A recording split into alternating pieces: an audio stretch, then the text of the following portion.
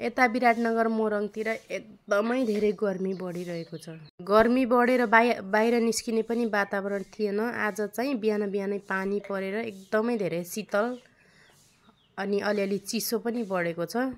गर्मीको कारणले गर्दा कतै गएर खाजा खाने पनि अवसर पाएका थिएनौँ। आज चाहिँ बिहान बिहानै पानी परेर हामीले चाहिँ मोरङको मिलील्यान्ड होटेल एन्ड लजमा गएर झटपट हामीले चाहिँ झोल चाउमिन अर्डर गरेर मिठो मिठो झोल चाउमिन पनि अर्डर गरेर आइसकेछ। एकदमै मिठो एन्ड हेल्दी एन्ड टेस्टी थियो। तर पनि छोराछोरीले बच्चा बच्चीले गर्दा चाहिँ खाने वातावरण छैन यो चाउमिनलाई। तर पनि कसैले माम पिरो भयो भन्छ, कसैले तातो भयो भन्छ, फेरि आफैलाई पनि तातो भइरहेछ एकदमै धेरै।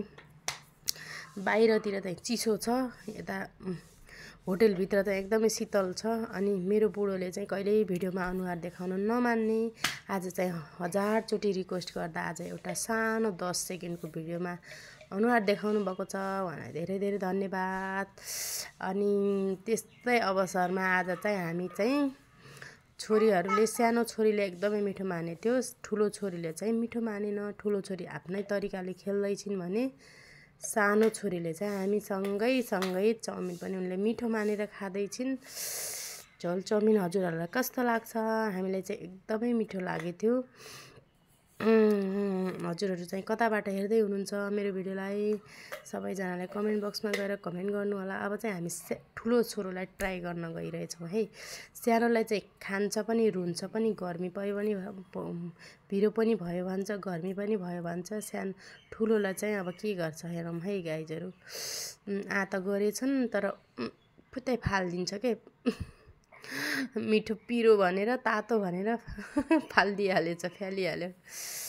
अनि सानोलाई दिउँ, फेरि सानोले एकदम पिरो तातो भएर एकदम सियान बगिरहेको थियो, एकदमै तातो थियो झोल चाहिँ। हामीले चाहिँ थ्याङ्क यू सो मच सबैजनालाई। आजको भिडियो चाहिँ हाम्रो यति रहेको छ। नेक्स्टको लागि भिडियो सबैजनाले वेटिङ गर्नुहोला भन्दै आज हामी चाहिँ बिदा हुन्छु। सानो छोरीले चाहिँ फेरि पनि ट्राई गर्दैछन्, पिरो पनि लागेछ उनलाई, तातो पनि लागेछ। खाजा खाएर सकाउन थालिसके, अझै तातो हटेको छैन। By by.